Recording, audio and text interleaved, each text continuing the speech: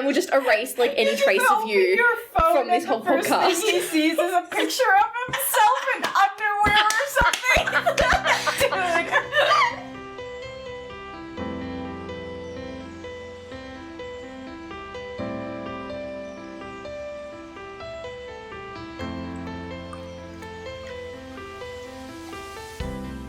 Hi guys! Welcome to LoveCast, the Boys Love podcast. I'm Heather, who's not usually here. We got Pixie. We got Pixie. We got Alexa. And we don't have a script. Unscripted LoveCast. LoveCast Unscripted. That's going to be the title.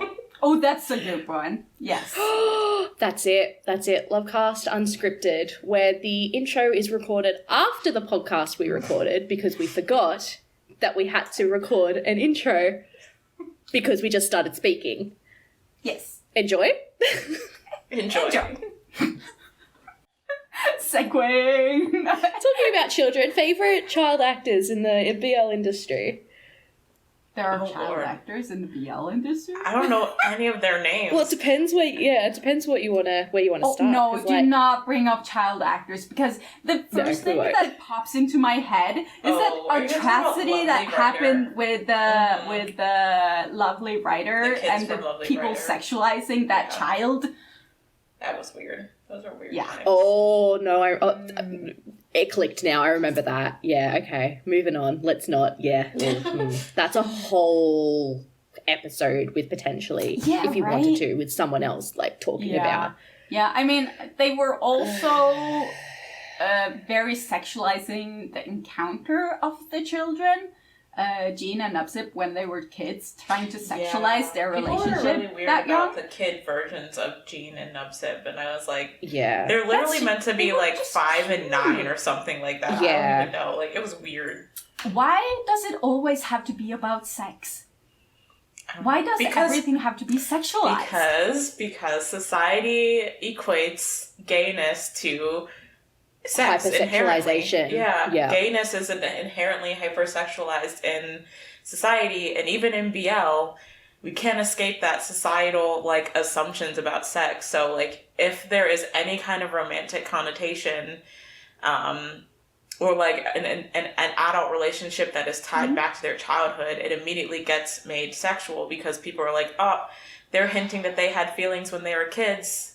That means they were gay, and gay means sex. So like, Oh my god. Yeah.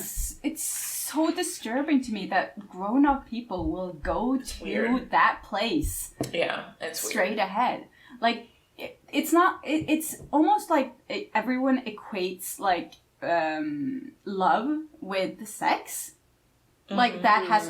I grew up hearing that, like, okay, if you're gonna be in a relationship, sex is the most important thing. Like, you cannot be in love with someone and not have sex. You need to give them sex. I'm just, what? No. Intimacy is the most important thing, and intimacy doesn't equate sex Yeah. always. It can be, but doesn't always. So but it's not just BL. Like, obviously it's very obvious in BL, but it happens like in all our daily lives. Like my mom, we had a discussion about sex the other day, and she's like, you need to give men sex because they have a need. And I'm just, what? It's weird. What? Oh, Mama Pixie, no. I'm I sorry, know. but that's not how the world works. Excuse me, men have a need. That's why women need to give them sex. No. It's also that thinking, I think that's kind of, that's how, I guess, the whole gay equals sex thing has also come about, because it's a relationship with two men. And if two men have needs and they, like, then of Come course their together. relationship is hypersexualized. It's all about sex, yeah. And that's just not true. And it's, yeah. And so it's I just... think that's why you see so many arguments from homophobes that, like, kids shouldn't learn about the LGBTQ lifestyle because they equate it to teaching kids about gay sex instead of just, like, showing it as another form of romantic relationship that exists in the world. So, yeah. Yeah, I took a deep dive into like what asexual actually means. And, you did? Yeah. The spectrum. Yeah.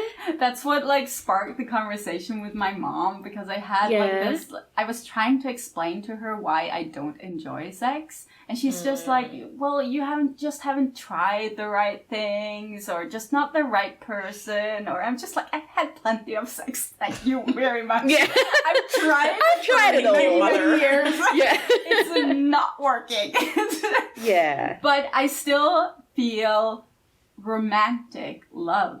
And I still have a very strong libido, which was where I got confused. Because I didn't understand the difference between sexual attraction and libido. Yeah. Yeah. So that was hard. Do you feel that after kind of starting to explore the asexual sort of spectrum, you're finding a bit more of an understanding into your own views with sex? Yeah.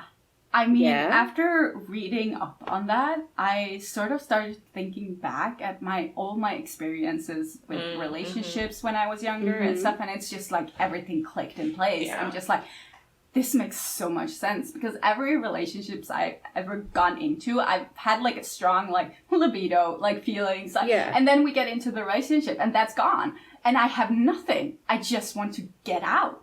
I never had anything to wanting to make me stay in the relationship until I met my boyfriend, who I had a romantic attraction to.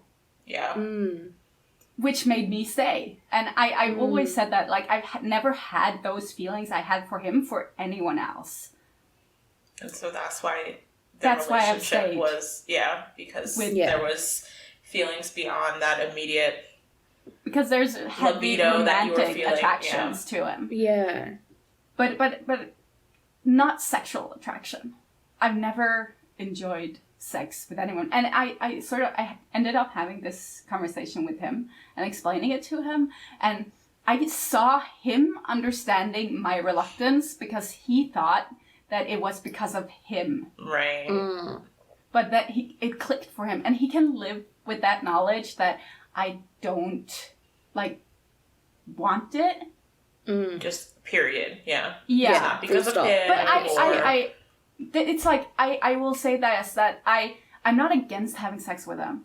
I'm not repulsed by sex at all. And that's a big thing about the spectrum, is that I think people hear asexual and they automatically think that like you find sex disgusting, but there's a lot of ace people who enjoy having sex and enjoy having sex with their partner or whoever, but they don't, like you said, it's just that sexual attraction that they don't feel themselves. That doesn't mean they don't enjoy it or want to do it sometimes. Like, I enjoy my partner enjoying it. If you know. But I wouldn't enjoy if he isn't giving me the intimacy that I need in the verbal intimacy, like talking and sharing emotions and stuff like that. I can't get into having sex because it's just it's like giving on both ends. Like, that's the foreplay for me, is talking. The romantic aspect is what does it for you. Yeah. Like, you need that connection. You need more than just that sexual attraction to enjoy sex, honestly, it's that boring. connection. I find it extremely boring. I'm just like that. I'm not supposed to be feeling anything now. You're like, this is just happening. It's very hard to explain to someone who actually has, like, because I've had orgasms, not while having sex. I'll say that, but I know what that feels like, and I know that it's good, but I just can't get it in sex because I don't feel anything. You're not connected. You're not. That's not something that you want to be doing. No. Yeah. So that was a journey. Yeah. Interesting. So, is there something that you're still kind of figuring out? Do you feel the need to label, I think I got to a point researching this recently that I now sort of understand myself better and have like, it's very sort of liberating because I've never understood why I feel like you've always assumed that there's something wrong with you, sort of. Yeah.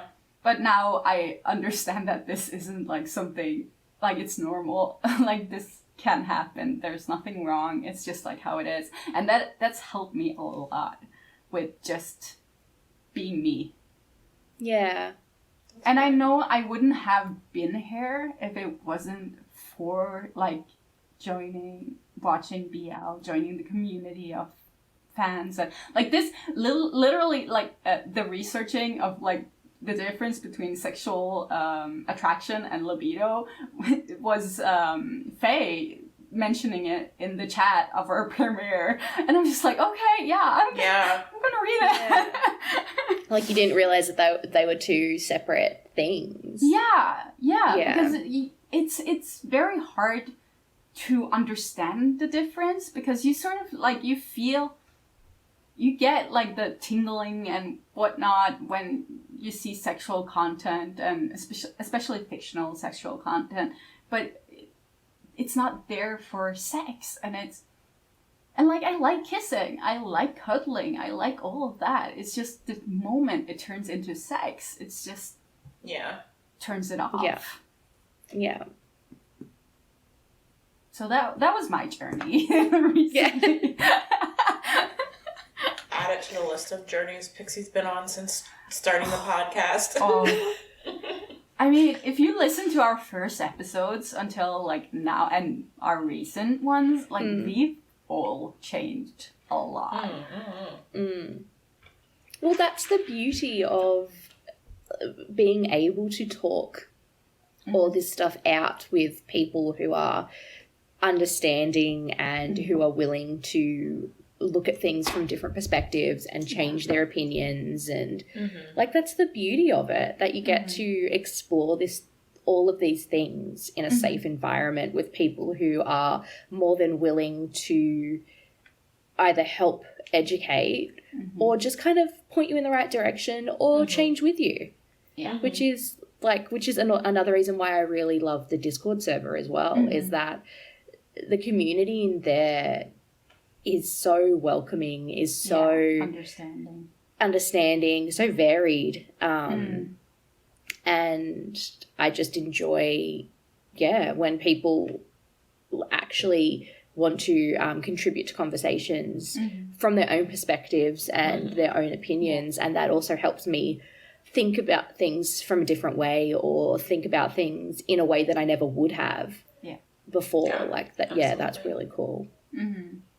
Yeah, I mean, this is why I find like the whole gatekeeping of BL so strange, because especially if it's already queer people who are gatekeeping it for straight women, getting into like queer media or BL and stuff, and it's just like these women are here to try and figure themselves out.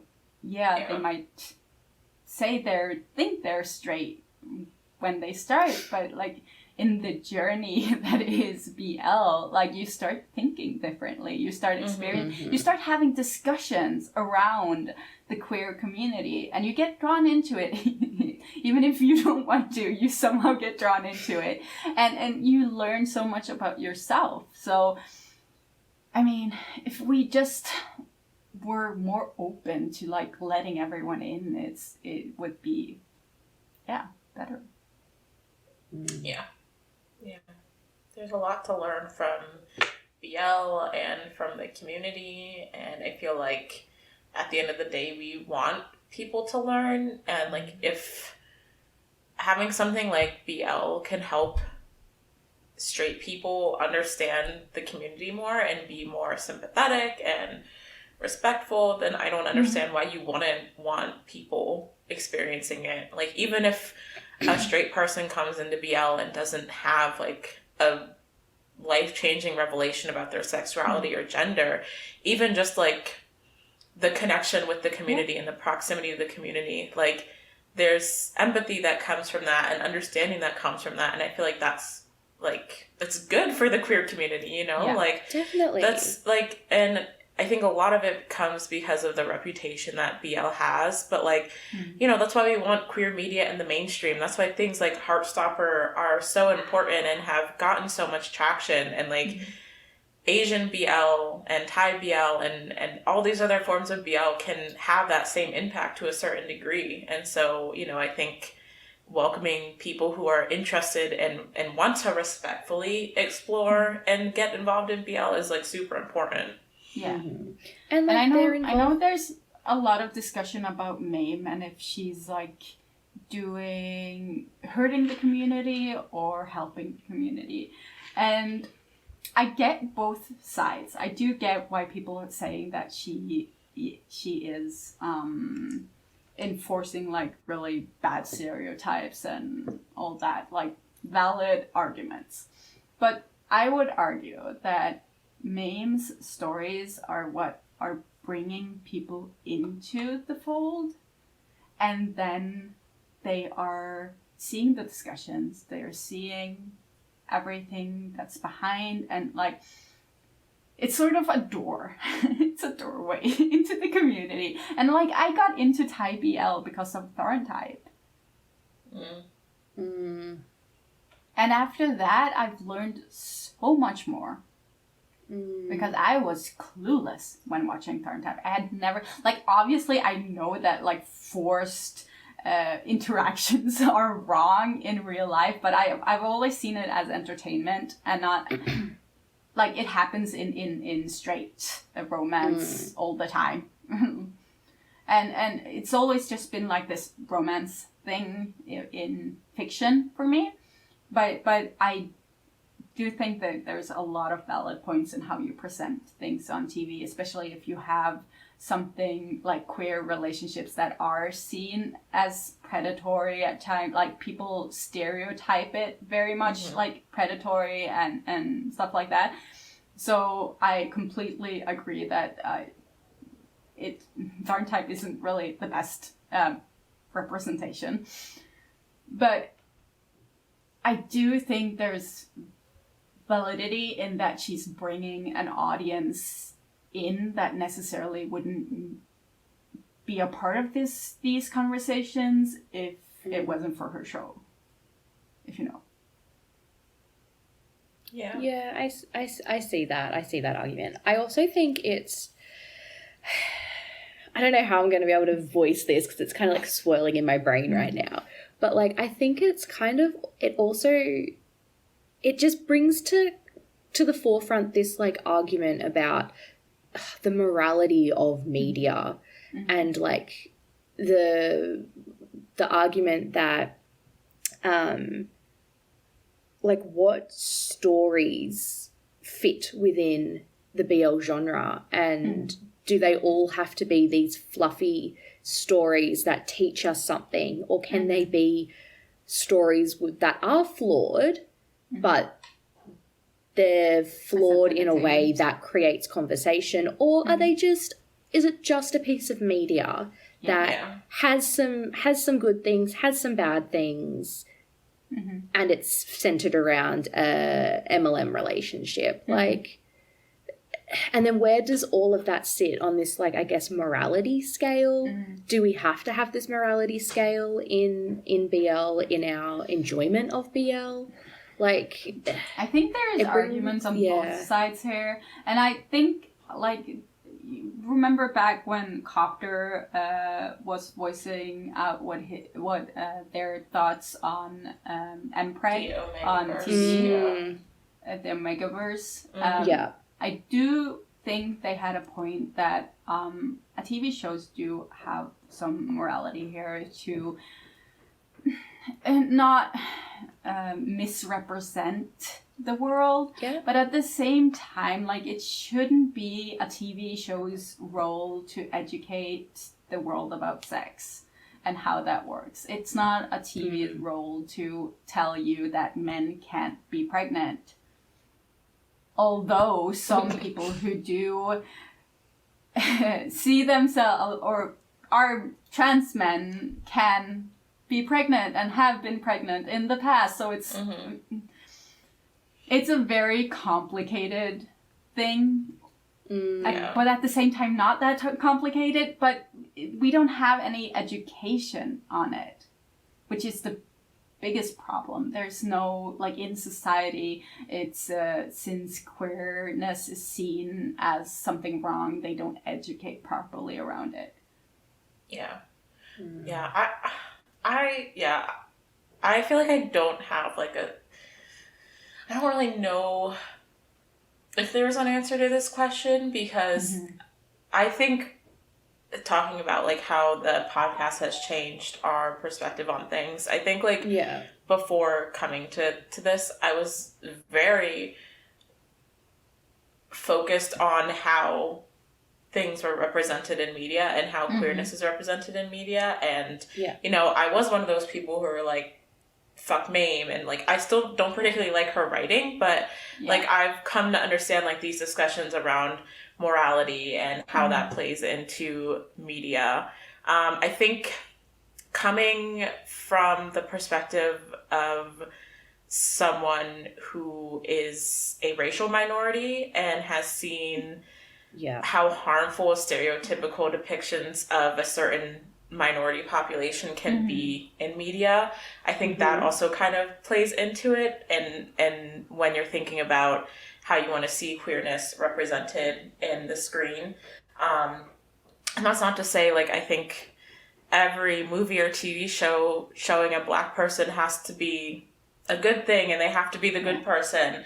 But it's kind of like when you're coming from this place of how you've seen yourself represented historically to what you're seeing now in the media, I think that plays into it. And so I think when you hear a lot of queer voices saying, you know, I don't want to see queerness represented this way, I do think, like, that historical aspect plays into it. But at the same time, like, I get the argument that, like, flawed media can exist, and that can exist to be critiqued and create discussion, and doesn't necessarily, I don't know what the phrase I'm looking for is here, but I don't know how to say what I'm trying to say. Like, these things can exist, and, you know, I think there does need to be discussion around the separation of fictional media and application to real life. And I think those things can make it a very complicated discussion, because you want to separate them, and it's important to separate them, especially in something like BL and the way the industry is set up to kind of purposefully blur those lines. I think there's an importance of viewers being able to separate what they're watching in fiction versus how things are in real life. But then at the same time, I do think media is representation, and even if they shouldn't be, people are learning from it because our educational systems are very flawed. So it's just like, I feel like I keep going in a circle around, like, it honestly is a circular conversation. I think it is. There doesn't seem to be an end. When something changes on that circular journey, it changes the rest of it, and it just, the conversation just keeps going and going and going. It's like the conversation around this is like years ago when GTA, the video games were getting really popular, and the violence that was coming out of that, violence out of video games, violence in real life, and exactly, and that was such a like a circular conversation that just is still actually continuing to happen. There's endless factors to consider into it, and I'm like, I don't have the brain to process them all. Yeah. Like, I'm not that smart. But there's just so much to process. But I do think, like, I've definitely come to a place of understanding both sides when before I came into it very much like on the, like, moral representation side of things, if that makes sense. So I don't know. Like, maybe kind of like wrapping it up, like this whole little conversation with a nice little bow. Like, so maybe it's more just being a part of this community, being a part of this podcast, having these conversations has more opened us up to not entertaining, but listening and understanding other points of view, other aspects, other sides of the conversation, other sides of the argument, and not always accepting them or agreeing with them or changing our own opinions, but listening and actively thinking about that other side instead of just completely dismissing it and not letting it not letting it in as part of something that you process. If that makes sense. My thought just kind of like stopped about halfway there, but yeah. you're there, and then like you say it and you're like, what was I saying again?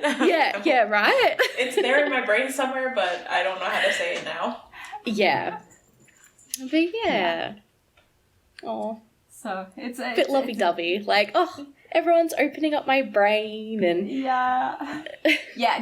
I'm super like grateful for this, being able to do this at all, because I feel like my personal growth has been much like more giving than anything anyone else has gotten from listening to this. So we do this podcast for us, and if the listeners come along for the ride, they come along for the ride. Everyone else is just kind of here. No, but it is really cool, like, when you get viewers and comments kind of, like, saying, 100%. Like, this isn't something I've considered, or even people saying, like, you've expressed my thoughts in a way that I couldn't before, and stuff like that. So, yeah, I don't know. I think that's just, like, really cool. Yeah. And, like, it feels fulfilling as, like, someone who eventually wants to work in, like, the psychology field and stuff like that. Like, being able to, like, foster these discussions and like help people in that way is kind of like, I'm like, this is somehow tied into cool. Like the things I would like to do as my career one day. So yeah, I really love when I see comments that kind of disagree or that kind of add like more to the discussion. So like not even disagree, like they might agree with some of the things we're saying, but they offer different ways of thinking, or they offer other opinions respectfully, but they offer these other opinions that make me stop and go, I never thought of it that way, or that's not a community that I'm from. I really appreciate this opinion, and now I'm going to think more on it. Like, yeah, absolutely. Yeah. Like, I love that. Love that aspect of it. Yeah. Especially when we're please having comment, like, everyone comment. Conversations. Yeah. Like, please I think give us comments. We're a pretty, like, globally, racially, sexually diverse group of people. But that's true. There's only 4 what a good of little us. segment we are. Yeah, right? Like, it's so cool, honestly. But, like, you know, that's still only 4 people and 4 unique identities among so many out there. So we're never going to be able to understand everything. I think we can offer a lot of really cool perspectives. Yeah. And that's what makes this podcast really cool. And I think why we like having some of these more controversial discussions that other people don't necessarily want to take on. But we are only 4 people. And so when we get those comments that are coming from people who identify as cis-het men, which none of us do, people who identify as straight cis-het men or gay cis-het men, or like all these different people, like it offers so much and offers perspectives that we couldn't consider. And even if they aren't necessarily agreeing with us, like you said, as long as the conversation is respectful, like I am happy to have it any day. Like there are sometimes I read like these big paragraph long responses that we get, and they offer so much, even if they're somewhat critiquing some of the things we've said. Like it's just really cool to read that. I don't know. Yeah. No, 100% agree. 100% agree. Yeah. Do we want to like pivot to something that is very not heavy? Completely different. What's everyone watching? Like, I am still, like, depressed that I can't watch The Eclipse anymore. Wait, did you not finish it? Yeah, I finished it. Okay. I didn't want it to stop. Okay. Yeah. Because I was watching Love in the Air, right? And you all know that I was hyped as all hell about the Rain Payo storyline. Mm-hmm. And then Popeye and Sky came along, and I was honestly very, very hyped about it starting, and I love the actors. Oh, but the story is terrible. I've definitely lost momentum on a little bit on Love in the Air. Yeah. So the Eclipse became my whole personality after that. So valid. Personality pivot. I'm currently in my post Young Royals 2 brain rot era. Oh yeah, so right. I watched that too. The show dropped on a Tuesday, and I was like, "Who does that? Netflix? What the hell?" It was such a weird choice, and I was like, I'm gonna have to like make this work around work, and I'm only gonna be able to watch like 2 episodes a day. And then I watched the first 5 episodes. Entire season midweek. It's a weekend drop. You know they're gonna binge it. I feel like that was kind of like a shady thing on Netflix's part, because like, why wouldn't you drop it on a weekend when you can get the weekend binging numbers? But like, it's still literally number 4 worldwide, so fuck you, Netflix. But literally, I was like, I'll probably only watch like 2 episodes a day, and then I watched the first 5 episodes in one night, and then I finished the finale the next day, and so I'm like very much in my consuming all of the interviews and listening to the soundtrack and reading everyone's theories era right now. So yeah, I am watching some other things, but Young Royals is definitely like forefront of my brain right now. Yeah. You know what I appreciate with Young Royals? That they don't mind showing the main couple sort of kissing other people. Because you don't see that otherwise. And I like, if it's part of the story, go for it. Like, yeah. I mean, it was the story. Spoiler alert, obviously. Oh, spoil! Yep. Yeah. Oh, sorry, guys. But yeah, I feel like it was like where the story needed to go this season, and I think that's what's kind of nice about seasonal dramas to some extent is like when you're watching a BL that you know is only going to be 12 episodes and then it's done forever. Yeah. I feel like that has its pros and its cons because, like, seasonal dramas can get old really fast and start digging into, like, weird storylines that no one wants. But at the same time, like, having the time to kind of let the characters grow outside of the relationship, which you don't really see a lot in BL, like, because it's so focused on, like, the romantic relationship between the leads, like, is the story, basically. So... yeah. It's so focused on just getting these two together most of the time that you don't get to see them like explore outside of the relationship as much.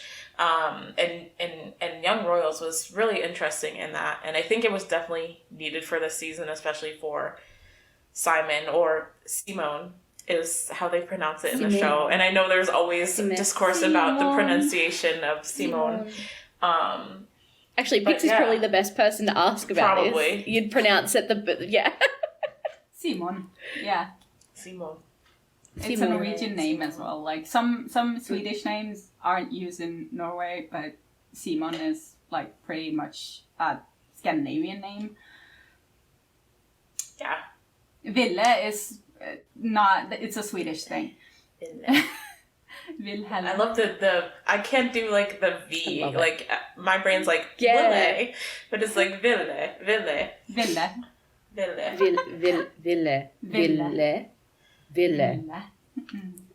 I want a whole Thai BL in like not the, I'm assuming it's like a Bangkok dialect. I want it just not. I want it with an accent. I want them all to have an accent. I want to hear it. I want to hear the difference. There was one that was like touted as being like a northern Thai BL. Was it that? I think it was pretty low budget. Was it Tale of Oh, okay. I was gonna say, didn't they speak? Some of them speak Tale of a with an Thousand accent Stars. in Tale of a Thousand Yeah. Stars. Had some people that spoke the different. There was one accents called in the- Hometown's Embrace that was like Ooh. the whole thing was that it's set in like the country in northern Thailand, and I remember like they like promoted it very heavily as being like the first like northern Thai focused BL kind of, but it was only, it says it's only 8 episodes, and I think it was kind of low budget, so I didn't. Hometown's Embrace, was it? Yeah, Hometown's Embrace. Okay. Okay. I'm gonna have Countryside setting. Since is we're one of on the like tags. low budget BLs, which is like the most like low budget BL that you enjoyed? Oh. Yes. Ooh. I'm being difficult, I know. Yeah, I was trying to think of what I've say- seen lately. I think maybe it's not super low budget, but Ghost House. I always get mixed up which way you say it, but Ghost. What is Ghost that? Host, Ghost House. Ghost Pixie. Host. Oh, Pixie's being a hater. No, it's so good. I do not say a word. No one It's can so say I said good. anything. Yeah. Yeah, But no, if that that's... one's fairly like you could tell they don't have a super high budget, and I think it's like Yeah. mainly sponsored by like the streaming app VB Gen. Vibey? So VB? like Vibey? Vibey. I don't know how to Vibe. say it, but I would say it's like you can tell the production value is not the best, but it's really, really, really. I love that show. Same. Although, okay, so I've only seen the first 2 episodes because I haven't had time to catch up the next 2, but I am in it. I love it. They can do no wrong. We're up to episode 5 now, so you got 3 to Damn catch it. up on. Shit. Okay, yeah, I do have to catch up. But like, holy crap. And like, So good, Pixie. I You don't have to ever like, watch it. We'll just tell you how good it is. we It's just- so good. You can just observe the chemistry, and you don't have to ever watch the ghost aspect, which neither of them are ghosts. I'll say that much, but So there it's is so like good. a happy ending will happen, surely. Yeah, I think so. The leads aren't ghosts, so I think like if that's your hang up, you don't have to worry And it's about that. gonna But there are be ghost fun. characters in the main cast, so take that how you will. But We'll it's so see. good. And If like, I'm desperate, we'll see. It's fine. We'll watch it. We'll watch it. We'll love it, and we'll Fine. just tell you how amazing it is. no, but like Baby Todd has been on my radar ever since we had our love area interview. Right. And Same. he had that whole Same. little segment where he like prepared his little speech in English, and like Because we all they just did it like all. we all just like swooned for him in that moment and Yeah. like took him under our wing. So like it's Yeah. really exciting to watch him in this, and like it's so much better than This show allows Whatever him it to was. really show just how good he is at acting. Like Love Area, I don't know, it didn't feel like he was able to really spread his acting wings, but this show gives him the space to really, I say as I've only seen Show 2 up. episodes, gives him the space to really show how good he is. Mm-hmm. Yeah. I Wanna know was mine? muting myself because there's someone outside of my apartment who is playing music. Oh. If you want to listen to it, Sure. and then they might be driving away. Oh, okay.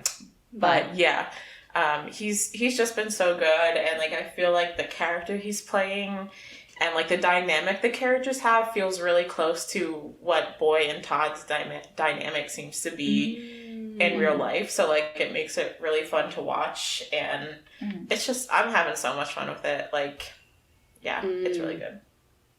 I do love it when the main ship or the ships do have like a natural sort of chemistry instead of like forced it's so good. fanservice-y chemistry. Even if you That don't watch reminds- the show, yeah. you should watch some of their like they do like these like vlogs that they've been doing on the show's YouTube channel and stuff like that, and it's so Yeah. I'm just like Okay. Got me a little Delulu from time to time. Alexa, you're heading back into the Delulu moment. Oh, A little Delulu that. moment. That just reminded me of two things. One, natural chemistry. The main actors of Roommates of Punda. What is it? Prio, whatever. Yeah, Roommates of Punda. Yeah. They're so good. They're so good. And then also, extra content coming out of a show.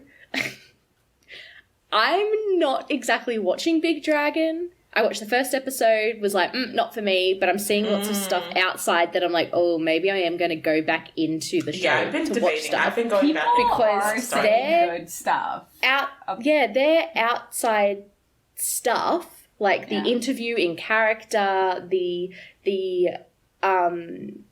was it like dyeing hair in one thing? They're doing that video. That video of them dyeing hair. Those two are the other videos and stuff is making they have like a YouTube channel and like a joint Instagram for like when they travel together and stuff and like that. Them as them is making me be like, oh, maybe I will dive back into that show and watch it. Yeah. Like, is it worth it to watch maybe the show?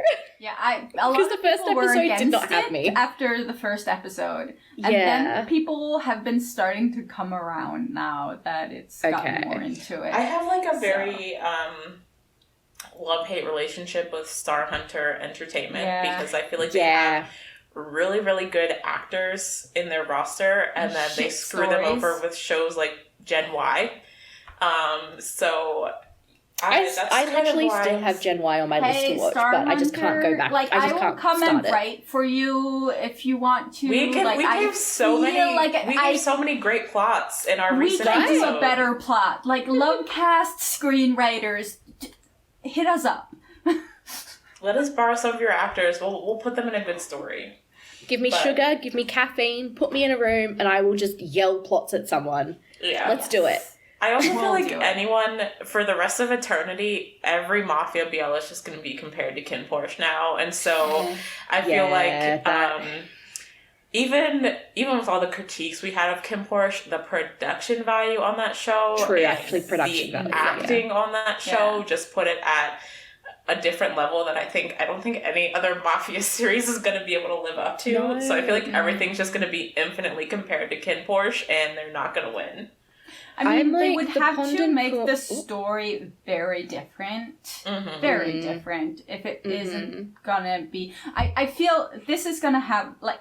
I have a prediction for next year. I think that we're gonna see a lot of, like, Mafia stuff popping up. Because they saw the success of Kin Porsche and they want to replicate it. But I don't think it's gonna work.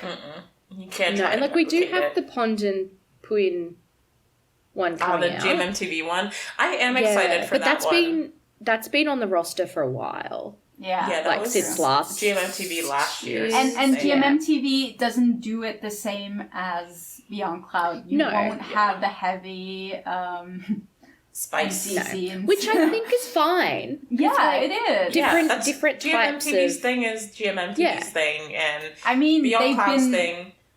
GMMTV have been moving out of their comfort zone. They've had a lot of good stuff this year. I've been enjoying the variety. Really, that was I don't know if it's just like the chemistry or whatever, but that was spicy. Okay, dude. but also in vice versa, Jimmy was throwing tongue in vice versa. Yeah. That's true. The kisses have gotten better. True. The kisses have gotten better, and the 100%. Like, the chemistry, really, like, they're never going to show ass. Like, we're never going to get ass on GMMTV. I don't need to see ass all the time. Like, that's not... No. But, like, actually having the characters look like they want to kiss each other when they have a kiss scene, that is... Like, give me that.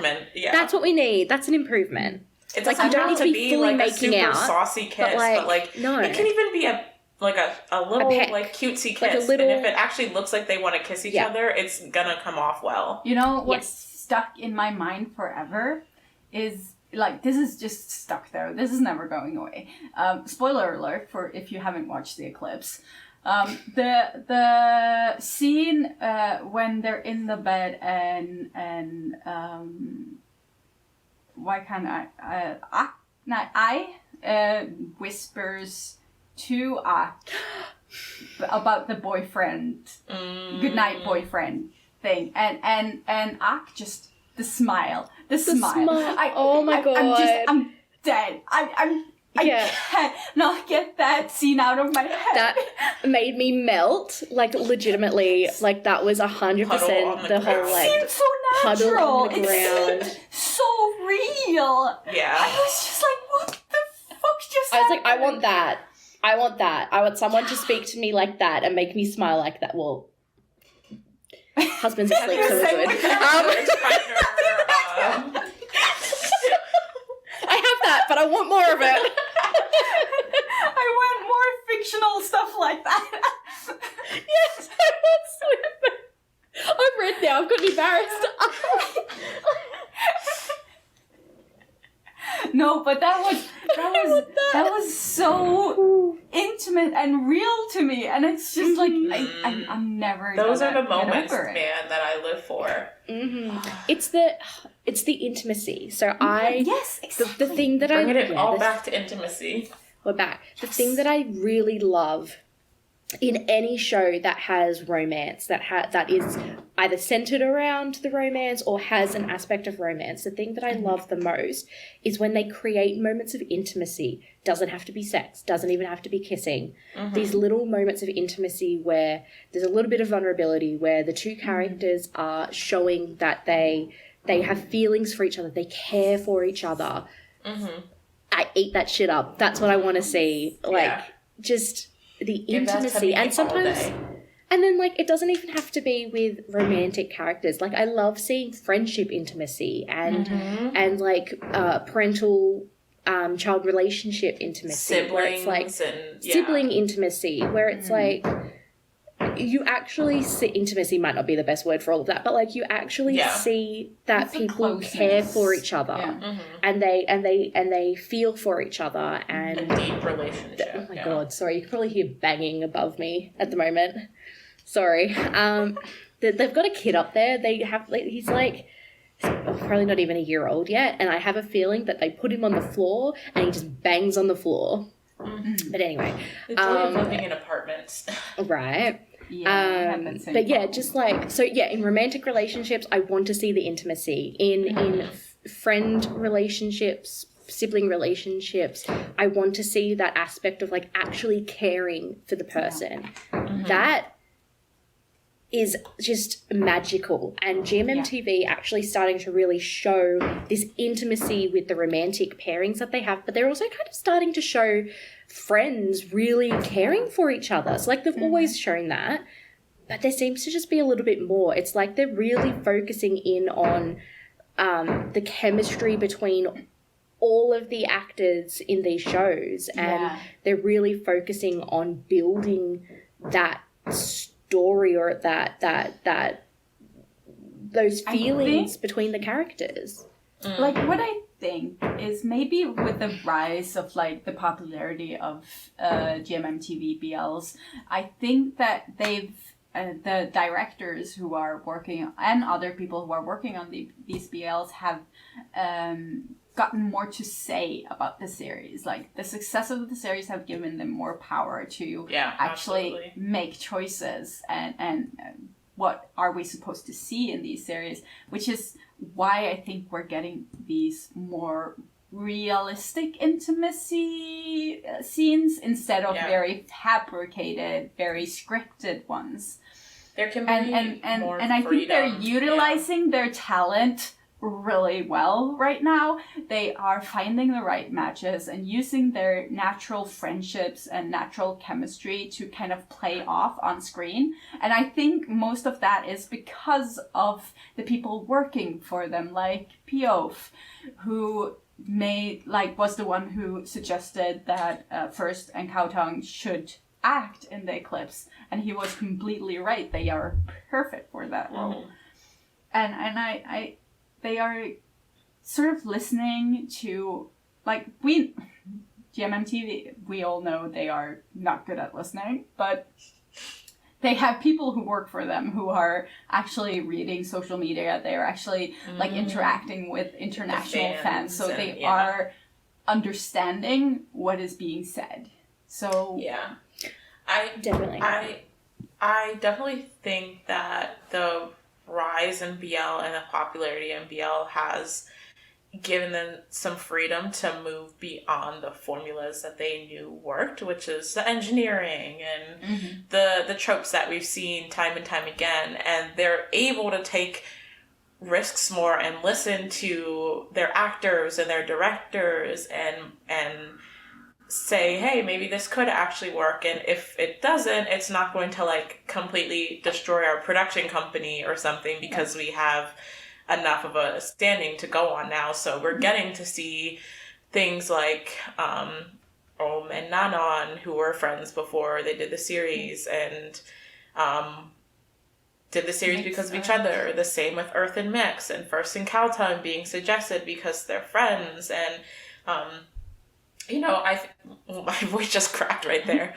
I think we've seen plenty of like artificially manufactured pairings that have turned out very well and have developed into great friends and have great chemistry. But I do think there's something very special about like having two people that are already friends and then allowing them to work together in this capacity. And I feel like it just brings a different dynamic to the way they act together, the level of comfort they have with each other, and the way they interact outside of the show. The way they approach the fan service, I think, comes off very differently. And I think all of that like has definitely brought a different feel to the way GMMTV's approach to BL has been coming off lately. I think it's also, it was mentioned before, like choosing the right directors to be leading these projects. And like when we spoke with Lit and him explaining about how he would create this like level of trust with his actors, and then that level of trust extended to them trusting him and him trusting them. I think that GMMTV are putting their trust behind these directors who are then building this level of trust between themselves and the actors, and trusting the actors to be creative in their roles. Like, for example, with Bad Buddy, why is the director's name just completely gone out of my brain? Piof. Thank you. Yeah. Piof. Him trusting like Om in that bus stop scene, and the way that Om played that his character in that bus stop scene was different to how Piof saw it and thought about it. But then he trusted him and we got magic. Yeah. Like, I think that GMMTV are maybe allowing the people on these projects to be more creative, be more involved, and they're potentially, GMMTV as like a whole, kind of stepping back a tiny bit and just giving a little bit more creative control to the directors, to the actors, to the production team, to create these shows that feel more well-rounded, feel more like... I can't think of the word, but I think that it's very much, they're just giving this trust over to the directors, to the actors, and then that is just creating magic. Absolutely. I wonder if, like, since they are such a big group of actors who are in BL, that if that helps them be more secure in acting in BL, making them like loosen up more and be more natural with their partners, and feeling like it's more of a safe place. Yeah, I mean, kind of going back to that conversation with Lit, he talked about how so many actors are afraid to like let that wall down because of their image. And I think having a company like GMMTV, where not only do they have like a repertoire of actors who are typically tied to BL, but the company as a whole, I think, is very much like runs on that everyone knows everyone all the actors are kind of tied together. They all have friendships and different connections going on. And so I think when you're coming into a production like GMMTV puts together, I do think there's a level of safety there, because a lot of the times they're acting with people you're familiar with, both on the screen and behind the scenes. And so I think it probably is a little bit easier for them to kind of let go of their celebrity image and, you know, how they might come off on Instagram or whatever we kind of talked about. And I think because GMMTV, that relationship kind of extends beyond just the shows, and like their whole, like being a part of GMMTV is also part of their image. So, you know, like it makes it a little bit easier for them to kind of let those walls down and expand more into the rules that they're in, I think, maybe. Yeah. Makes me really excited to see Lit's project with GMMTV. I hope it's part of the 2023 lineup. I really do. I really hope so too. I this is slightly off topic again, kind of. What do you guys think about the people who are leaving GMMTV lately? Have you seen some of the people? I saw yesterday people talking about Mech. And then before that, Top Tap left. Like Frank is no longer Singto. Yeah. I think aside from Singto, I think Singto was one of like the biggest names in GMMTV, so I think that was surprising to people, because he was like, he is a GMMTV pillar. But I think of when you think of people like Frank and Top Tap and Mech, they weren't getting work. So you know, it doesn't surprise me. And I think that's the downfall of a company like GMMTV, is there's so many actors. There's actors who were part of GMMTV before that I've never seen before in my life.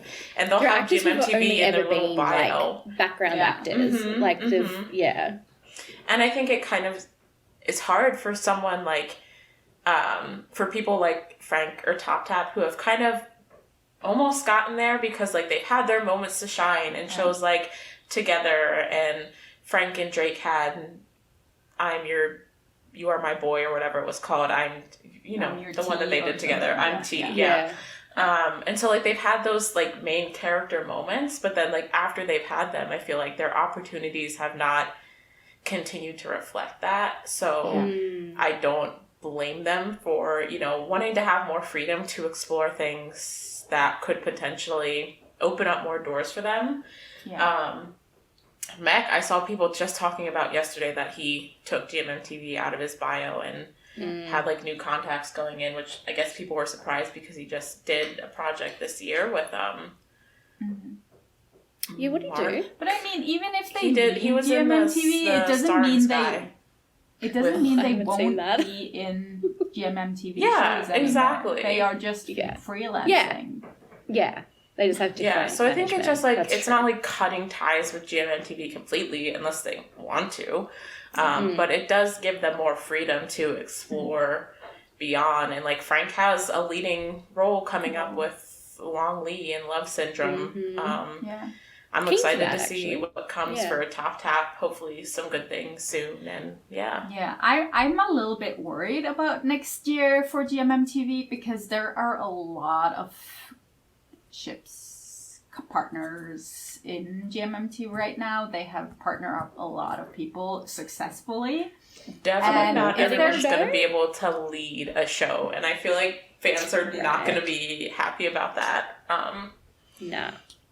Exactly. I wonder if they'll like I would love to double up on see Neo ships. and Louis in main roles, but are they 100%. Really gonna give them that after? Like there's Earth Mix, there's First Cowtongue. People will riot if First and Cowtongue don't get another. I am people. I am people. I am people as well. As much as I love Neo and Louis, I'm just like that First and Cowtongue. I think GMMTV used that. They did something like they've been releasing like all the merch for like the couples, and they did that like partnership with some kind of bookstore or something where like all the couples were like appearing on different days. Oh, that's so like market research at the same time as making money off of they merch. were definitely 100%. using that as like a way to test the water with their big couples that they Popularity. had, and there was also like some new couples, like Mhm. I don't know how to say his name, Ao and Boom, who were the secondary couple, and vice versa. True. They gave them Oh, yeah. whole day as part of that thing, and they've been promoting them very heavily. So people They're are probably getting a show. either they're getting a show or they're gonna be a secondary couple in a show. Neil and Louise was part of that thing as well, but I don't know. I think definitely not everyone is going to get their own Jung show. and Dunk. You have Jung and C Dunk are very Jimmy. big. Jimmy and C. Pan and Puwin are, Pan and Puwin, popular, yeah. but they have their show coming out soon, so... I need them all to be in one series, like Why Destiny. Give us a 2-episode arc of everyone. 2 episodes. Come on, GMMTV. 2-episode arc of everyone, please. Oh my God. Kind of like how they did with Our Sky, but like that was what, like 2 or 3 episodes with like 4 2 couples or episodes something. per couple or something. Yeah, Yeah, let's do then that we again. have like the old couples, But, like, new kind things. of in GMMT, Yeah. the pillars. Are a lot they of gonna people get think shows? a lot of Or- people think Tay and New are gonna get another show next Oh, year, please since so they've many kind people think that they're going to. of, since their ship has kind of revived itself this past year. Nui a lot of was in people think- Sydney. Yeah, I saw. I don't. I saw you guys talking about that. Oh my god, Melbourne and then Sydney. Like, Sydney is an hour drive from me. Yeah. Gotta go find those. You guys go start going to find those BL boys. I missed Bilkin when he was like touring Australia. He was like literally here on a holiday. I still gotta find time to go to New York and hang out at Columbia for a day so I can find Tul while he's there. Yes. I don't know. It's I such don't know if a he's still thrill. here. It's such a thrill. Just There randomly was- being like, holy crap, there's like a BL actor in Australia. Tul was like years ago at my university and in Pittsburgh, and it was a weekend that I went home to visit my family, and he was just posting these Instagram stories of like the places where I go to class, and I was on a bus home and I was texting my younger sibling like, what if I just get off the bus and just go back to campus for the weekend? Just go back. And apparently he had like one of his family members is like lives in my area and got married, like a cousin or something. And I was like, I'm always waiting. Now that he's in America, I'm like, come visit your family members that live in this area. Like, And I'll come just on. like manufacture a not so creepy meet cute. Yeah, just casual. Totally normal. Just not creepy at all. Wow, fancy meeting you here. Like, you look so familiar. Why Where have I seen you look before? so familiar. Definitely And not then just part of my erase favorite your whole my like, entire Max Tool album on my phone.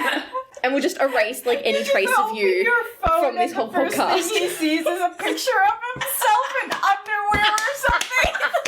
Dude. From his little birthday photo shoot that he did or something. Oh, how did that get on my phone? That is so weird. This would be like a So great story, like great BL. Like let's make it. Listen, if Oh I my need to God. go to New York and like run into Tool in a club and become a one night stand, I I'll will take that live that Take life. that bullet. I'll Take take that Tool's bullet. one night You'll do stand in New York, Yeah. I see him out at the bars every single night, I do what I gotta do. Bullet. And then I'll just conveniently, like, before I leave, be like, I also happen to run a podcast that is centered around a genre Let's that you talk. have acted in. If you ever want to join us for an episode, And he'd be like, was this a long way to get onto the podcast? taking one for the team, guys. Taking one for the team here. I'll do what I have to do. Oh my god. Oh, my brain just went to like, he's a one night stand that then develops into a relationship, that then develops into marriage, and you're like, by the way, for the past 5 4 years, years I've been down the running line. this podcast.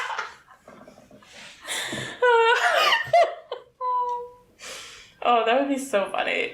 Coincidentally, like 4 years ago, we were in touch with your manager, and like things just happened to fall through. So like maybe now, it's crazy how the world works out. Oh my Oh god. my god, Alexa! Yeah. If you ever get married, I will take this footage and play at your wedding. Your spouse. Just be like, hey, so are you famous in any way? Like, are you gonna... So good. Oh. Yeah, Okay. saying these things on camera. Back on topic. I've been really, like, I know it's short, but I watched Choco Milkshake. Yeah, I gotta watch the Strawberry, still. and it's the cutest shit I've ever It was seen. so funny.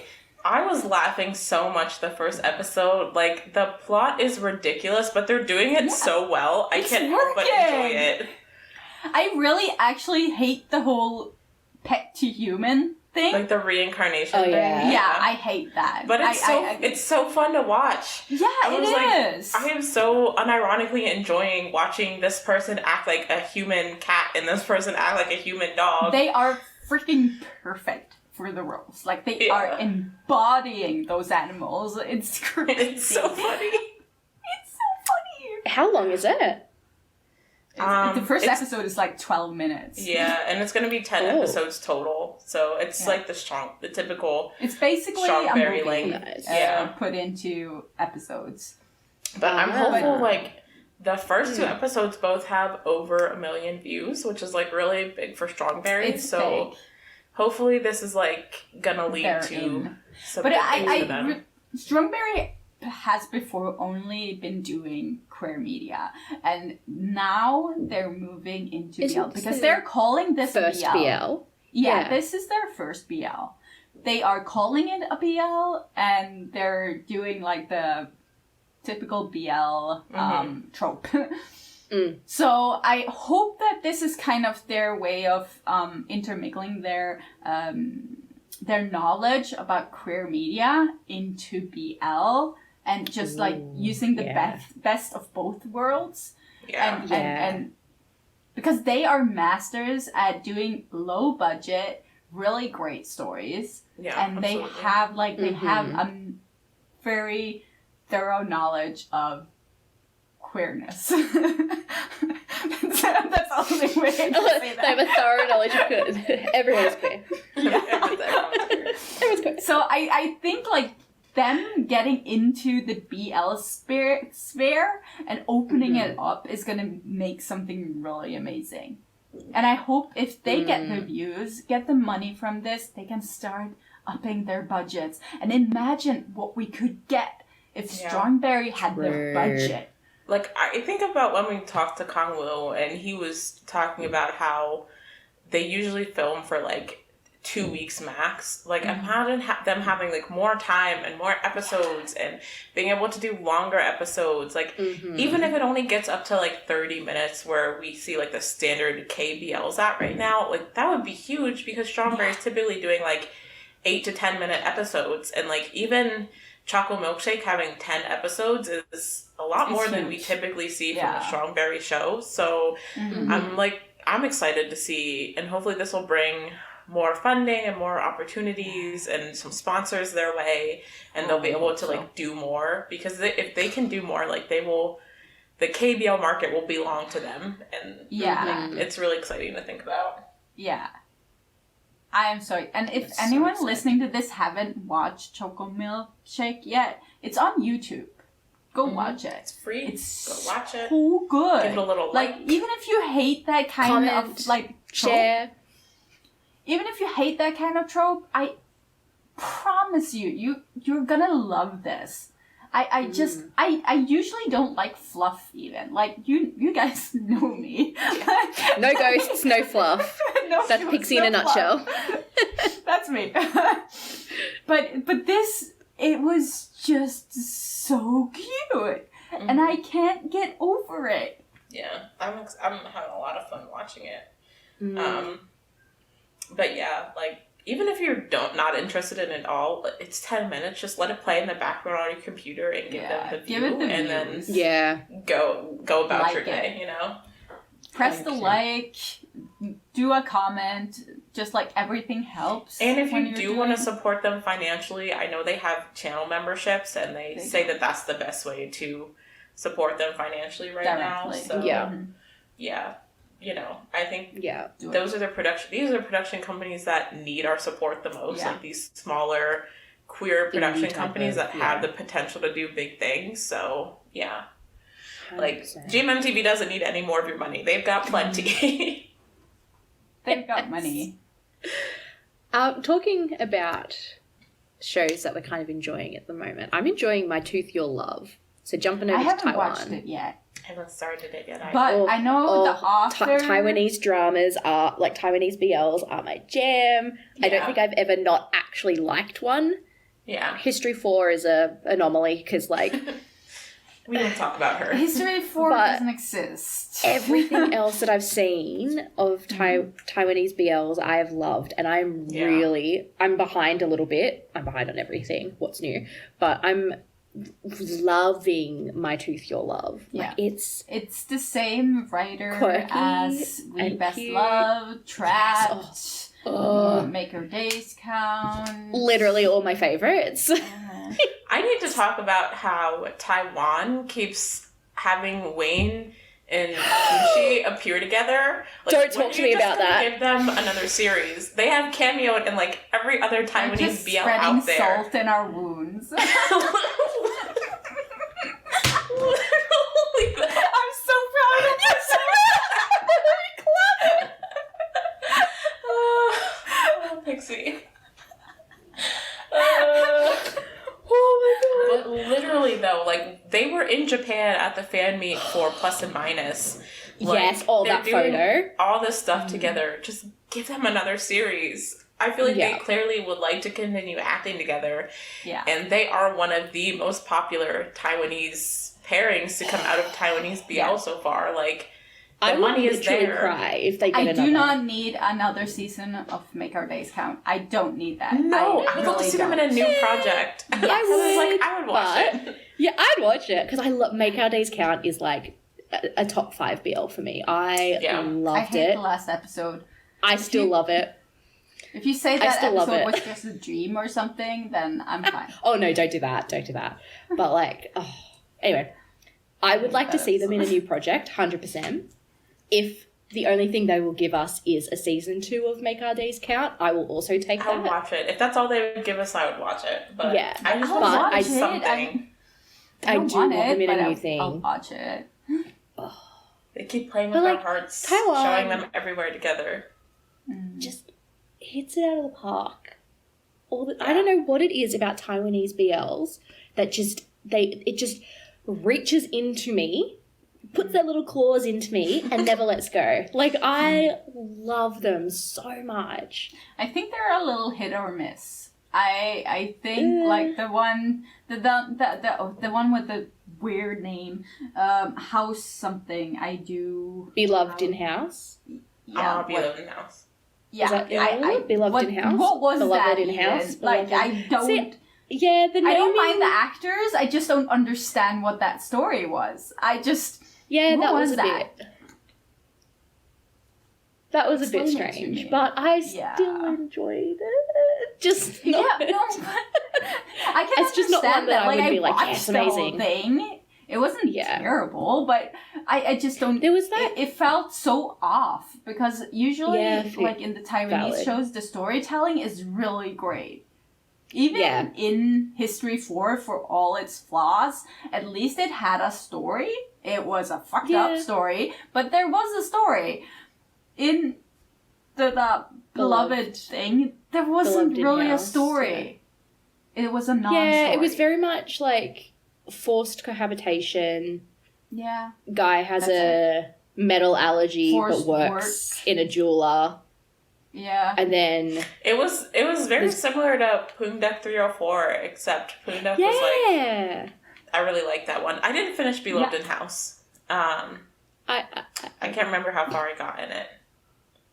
But it was yeah, like... it was strange with the mom moving in, and I was just like, what is even happening here? What am I watching?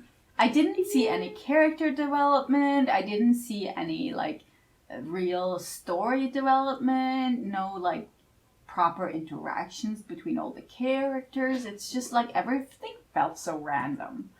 I think like the miscommunication that was used in that show wasn't used effectively. So there was a lot of confusion. Mm-hmm. I think that's potentially a big letdown of the show, was that a lot of it was meant to be kind of based around miscommunication and stereotypes, like stereotyping these, like the other guy and da-da-da-da, but like it wasn't used well. No. So a lot of things got a bit confusing. And wasn't it like the story was also one, like, okay, forced cohabitation, but it was also he fell in love a long time ago, and there was an element of that. It was a lot into one story, and it's just like you have no. That's time true. There to was actually, a lot. Yeah.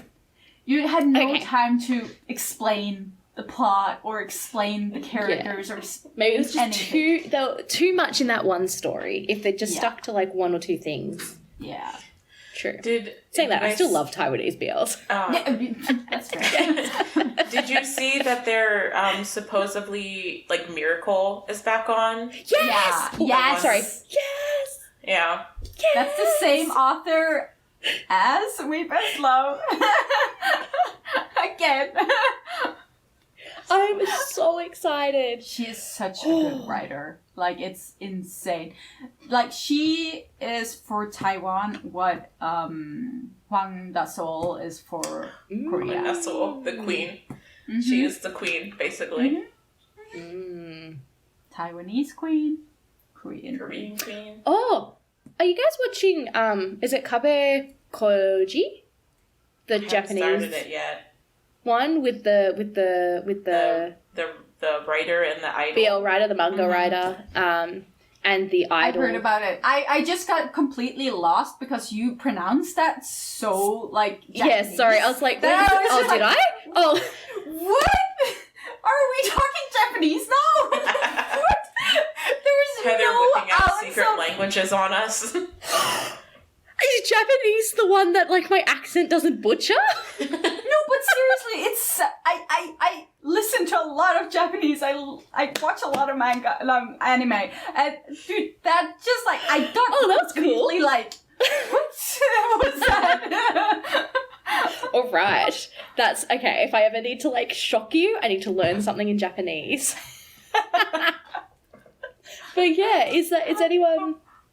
Okay, so no. All right. Well, I think it's fun. I want to watch it. Yeah, it's fun. It's very Japanese. It's very like you watch it and you like, and you'd be like, yes, this is very, very Japanese. Very like manga brought to life, like straight out, straight out of that Japanese book. BL. So, Same. Like it's just like what they. No one else can make that work except for Japan. 100%. And I love it. Absolutely love it. Like, it's so odd that you watch it and you're like, this is fun. Yeah. Well, it's just an odd series in general. Yeah. But it's just fun. So fun. Yeah, I couldn't get in, like, the other one that just, like, recently ended. The Amagi-kun. Oh, Takara-kun and Amaga. I could not get into that one. I could not get into it. I do not know what was stopping me. I did have a lot of fun with that one. There was something with the story that just, I just didn't connect at all. It was very jarring at first, like figuring out the timeline, like the way they set up, like telling the story at first. I think a lot of people were confused, like especially after like the first episode or two. The way they set up the storytelling there. But yeah, I thought, I know a lot of people were like frustrated with the lack of communication and stuff like that. I don't know. I have fun with it. I really enjoyed that. I've been in a very like, my mood lately has been very head empty, no thoughts needed media. So stuff like that has been really hitting for me lately. And so I've been enjoying like a lot of the shorter, like 8 to 10 episode, like 30-minute BLs, and like everything else have like just been, aside from like my only 12%, which is emotional. The only thing that's going through my head like nowadays is one, I'm missing the eclipse and I will miss it, and I'm making edits nonstop because of it. 2, Between Us is happening. Between Us. Yeah. I was going to mention that. I was like, there is no way we can do this without mentioning Between Us. Happening. Oh, I don't know what that noise was. Literally But, oh my god. years in the making. I'm so excited. Holy crap. We all are. We're all so excited. Imagine not being excited about One day. Between Us. Like, Less than one day. Less than 24 hours. Literally. At the time that this episode comes out, it will have long since Oh, it will have started, already... Yeah, that's true. At the time of recording this, we are less than 24 hours from the first episode of Between Us, and it's wild. We're going to have to fight over who live tweets this bloody show. Like, seriously. We should do it from our personal accounts. Yeah. If we all want to live tweet afterwards. No, although it's like 5 a.m. for me, I think I won't be live tweeting. Okay. I saw on Twitter, someone was like talking about how Bible and Bill like came out of nowhere. Have you ever seen anyone like a side couple being this big and having this fandom and being huge? And like, I'm just like, let me tell have you seen Boon Prem? Right.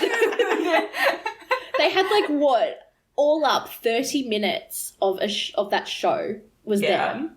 And they have had this fandom rally behind them for years. Yes. To then end up with this show that literally has the fandom in shambles. Like, we are so excited. Yes. Like, yes, Bible Build's awesome. I'm sure they'll do massive things.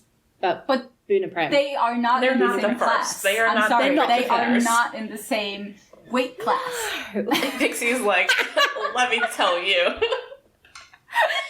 I mean, but like, it's weird what triggers 100%. you sometimes, but that sort of triggered me. Well, like, we all know Boone is one of your few. That's like one of the few people in your roster of BL boys, so you gotta show up for him. Mm-hmm. True. Yeah, I will always be here for Boone. Between, oh my god. Yeah, I feel sorry for anyone who is in BL fandom that is like not excited about Between Us, because that's gonna be all anyone is talking about for the next 3 months. I had to do the math in my head. Tomorrow, if Between Us isn't trending like worldwide, I will be surprised. Oh, it's going to be trending. Oh, it's going to be trending. Oh my god, I'm so excited. I'm so Along with that, freaking... don't know why this is a connection. Cutie Pie special app. Oh, I just saw that they did their app. last filming for it today. Yeah. I think they said it's supposed to come out before the end of the year, isn't it? Yeah, they said. So that would be exciting. Mm-hmm. I'm excited for that. Yeah. So excited. Oh my god, no, I'm back on Between Us. Sorry. Yeah, brain blip. I'm back Like, there. Now that we brought it up, I don't think there's going to be thinking about anything else. Some people are worried because there are so many couples in it, but at the same time, if you look back Until We Meet Again, there was a lot of couples in that too. But also, like, just BL in general. Yeah. Like, side couples are a necessary part of BL. Like, there's very few BLs that don't have a side couple in them. And a 12-episode BL cannot live without side couples. Historically, like, Until We Meet Again had a bajillion. Love by Chance had a bajillion. Like, that's just Studio Wabi Sabi loves side couples. But also, like, I feel like a lot of people are saying, like, oh, there's gonna be 5 because Dean and Parm, they're including Dean and Parm in it. I don't think they're gonna be in it as much as... Yeah. So but they're also established. I wouldn't exactly consider them a full side couple. They're already probably established. I think that we'll see Parm more as, like, part of the friend group between Manao and him and team. But I know for a fact that when Ohm first showed up on set, they said he only had time for like 5 shoots. Yeah, I was going to say, didn't they? Isn't there? Yeah, they're saying that he was so busy that he literally has only had time to do like a day or 2 days. I think he was there for 5 cues. So Dean and Parm are going to be. They're there more for like the fans of Until We Meet Again, and like I'm very glad. They are essential was a cameo. for the story. Yeah, they are in the story. Like the story is going to move along the same parallel to. So I think we'll see shots. Until We Meet We'll see Again. shots of them to show like where we're at in the Until We Meet Again parallel universe. Yeah. But their story has been told. Old material as well for some of the scenes with possibly, maybe. But yeah, their story has been told, so I don't think we're going to be seeing them that often. And the love story with the Queen Sammy and Manao and I don't know what his name is. I can't remember the character's name. Their swimming character. I don't think that's gonna be like a central story. I think they're just gonna have it at the site. Probably it's a hex storyline, so they're going to. Yeah. But I think the one between I don't know the characters' names. Yacht and Oreo. Yeah. Juan and ABC crew. Tul, I think, and is then Yacht's the ABC character's crew name, as well. I think. Yeah, and then the actor Benz and the other actor's name, I think, is Tay. I love Benz. Be a shit. But did anyone feel like Benz came out of nowhere to be part of this? Like, is Benz a part of Wabi Sabi? Because he's also in my only 12%. I don't know. But I love him. I love him. He just felt like when I saw him in he was going to be part of this project, I was like, that feels out of nowhere. I mean, Wabi Sabi has a habit of like getting connections even if they're not in the company and using those connections over and over again because they're really comfortable using who they trust over and over again. Which I love because then you end up with like some gold because everyone works so well together.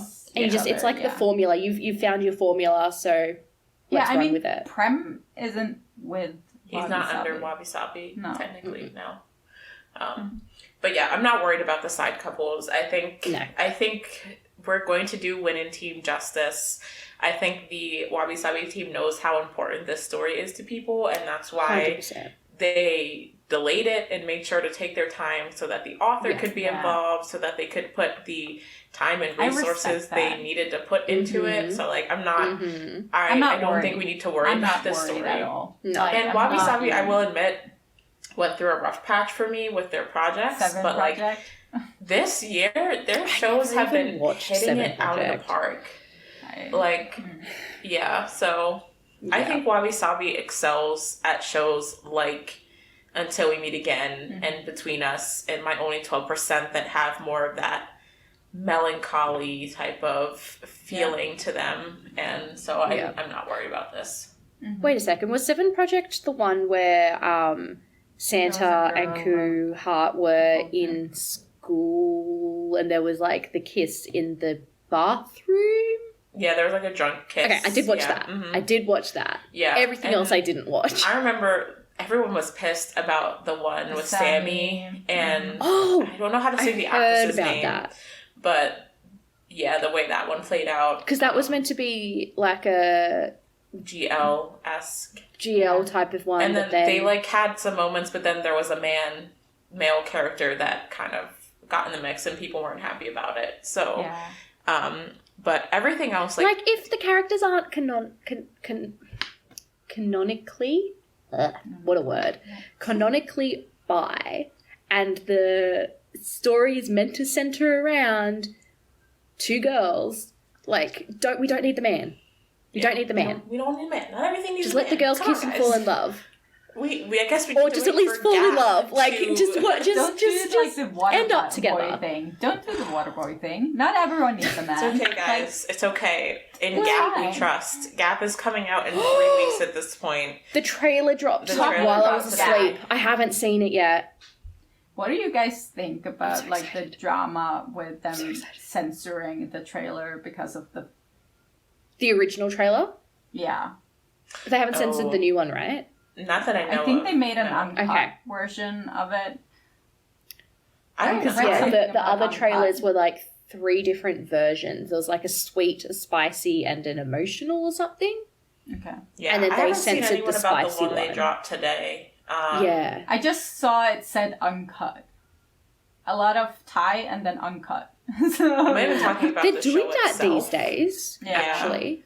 But yeah, that's another thing where I see both sides because I know a lot of the people that were frustrated about it were people who identify as women-loving women who were worried about the sexualization of lesbians in Yeah. it, but at the same time, it's like... This girl love genre isn't targeted towards cis men, straight men. Yeah. So you don't have the same eyes on it as you would. True. But I think, like, also contextually, historically, a lot of women loving women content has actually been targeted towards cis men, so it's a little bit of a knee-jerk reaction definitely. for certain things to be like, wait, let's think about it from let's think about I it understand from that. where they're coming from, and I understand that that's a reaction you would have if you've experienced what they do experience on like a daily basis by like living in this world and being hypersexualized all the time and so I get it completely. At the same time, I don't think like Gap is the show that's trying to do that sort of thing. No. No. I think I'm really excited to see a GL, like an actual a GL, a story that fits within like the, I guess like the BL area, GLBL, like, and see what the reaction's going to be, but see how they tell the story, especially because, like you said, it's not aimed at cis men. It's aimed there's gonna be at a queer audience. There's gonna be a heavy romantic element to it, which isn't going to be very like what cis straight men usually watch for, like especially those that are hypersexualizing lesbian relationships. Yeah, true. So I think it's not gonna, like, there might be clips that will go viral on. Oh well, we've seen with some of the trailers, some of the kisses in the trailers have gone pretty viral. I think. I mean, that happens with BL as well. Exactly. I think Idol Factory have shown through Secret Crush on You, which I think kind of surprised everyone with how amazing. Well done the representation was, and how much care they put into the story, which originally people kind of wrote off as kind of wacky and over the top, which it was in some ways, but like it turned out in the end that heart. So much heart.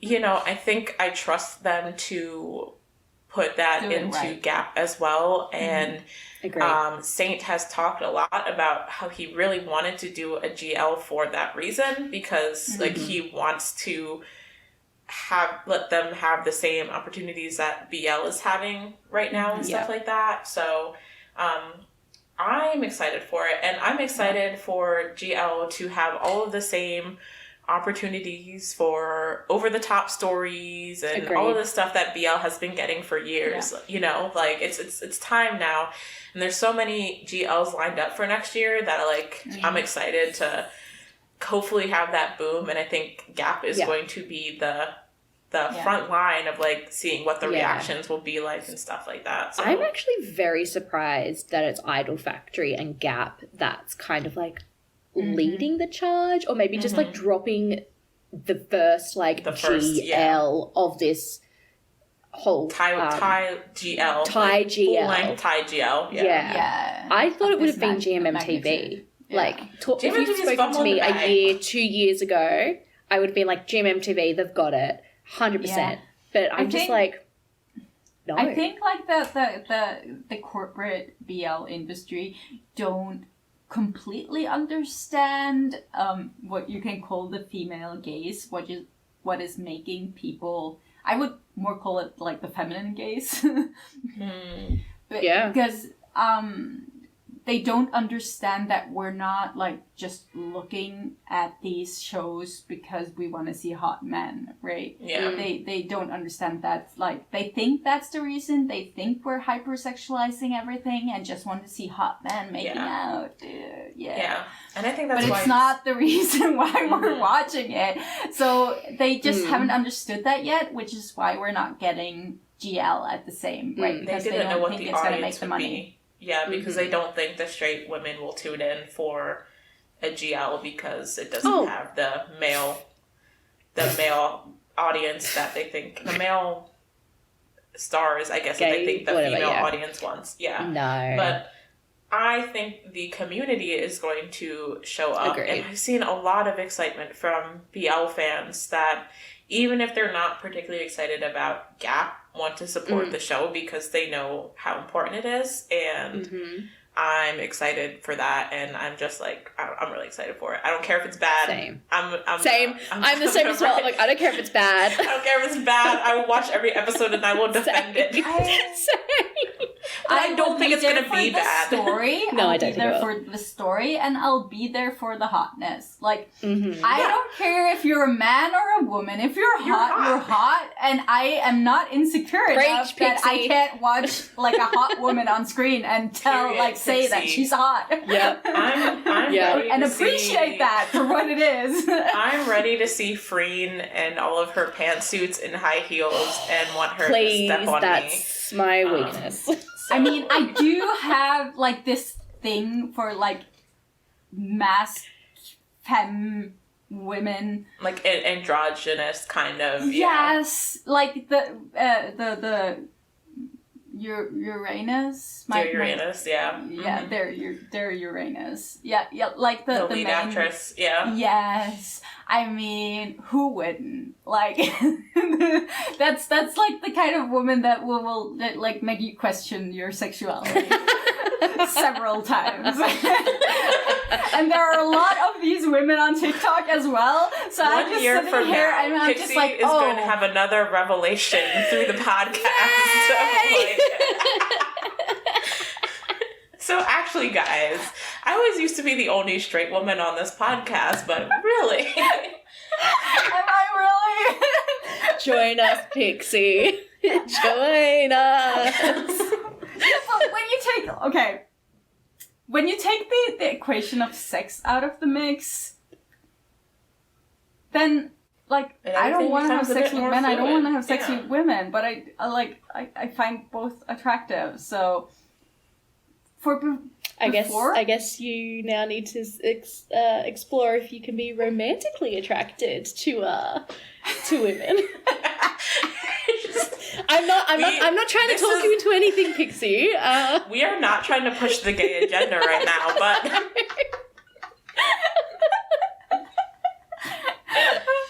no, but this is kind of weird that I'm having these thoughts like a 33-year-old because I've never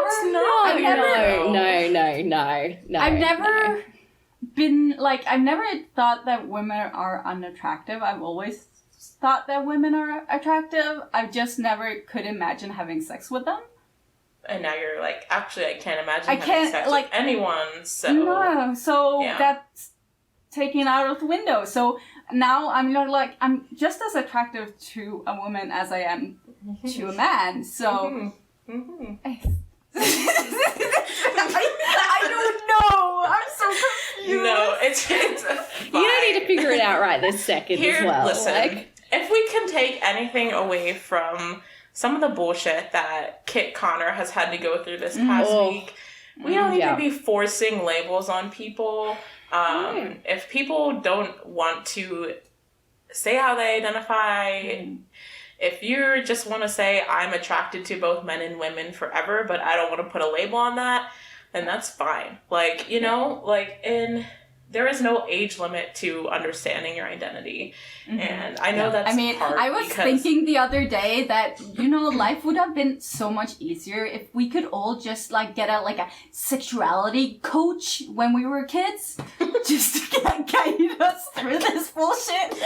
We understand what these feelings mean. Shit. Yeah. It would be so much easier if everything wasn't already taught to us from a heteronormative lens from childhood, but that's a whole other discussion. But just explore, man. And whatever you come to is whatever you come to. And there's no age limit for that. And there's no label that needs to be put on that. So it's just exciting to understand more about yourself, no matter how old you are.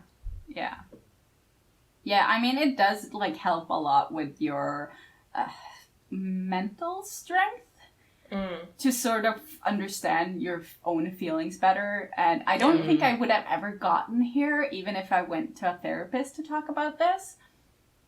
Just because the world, the society is so heteronormative that it's you don't get those conversations, you don't get those experiences from everyday life. Yeah. Absolutely. Yeah. Good place to end it. Yeah, I was gonna say, I actually kind of need to go. I was like, we've been recording for 2 hours, so Oops. probably a good place to. That's kind of like what happens. Yeah. When this we is just what chat. happens when you don't give us a topic to talk about. And if this is what the people wanted, then this is what the people will get. Give and them this is what you got today. Yeah. How are we going to write a description for this episode? God knows what we spoke about. Don't know. Rambles. LoveCast rambles, I see Kayla talk about anything for 2 hours. I don't know. We'll have to figure it out when we decide to release it. We'll need to brainstorm. True.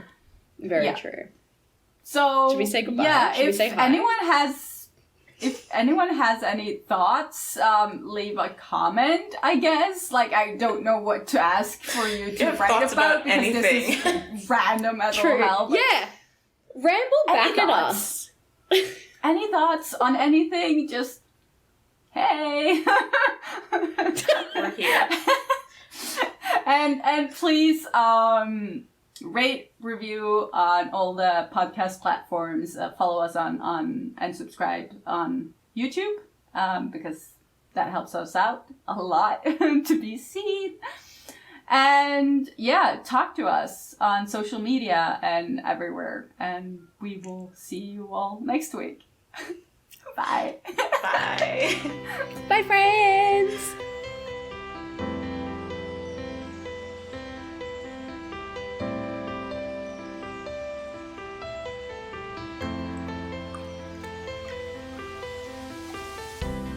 Oh my god, although this could probably be a therapy episode. Nah. Oh, my hair. I mean, every episode we sort of record is therapy for me. There's therapy somewhere in there. That's true. That's true. Work through some things.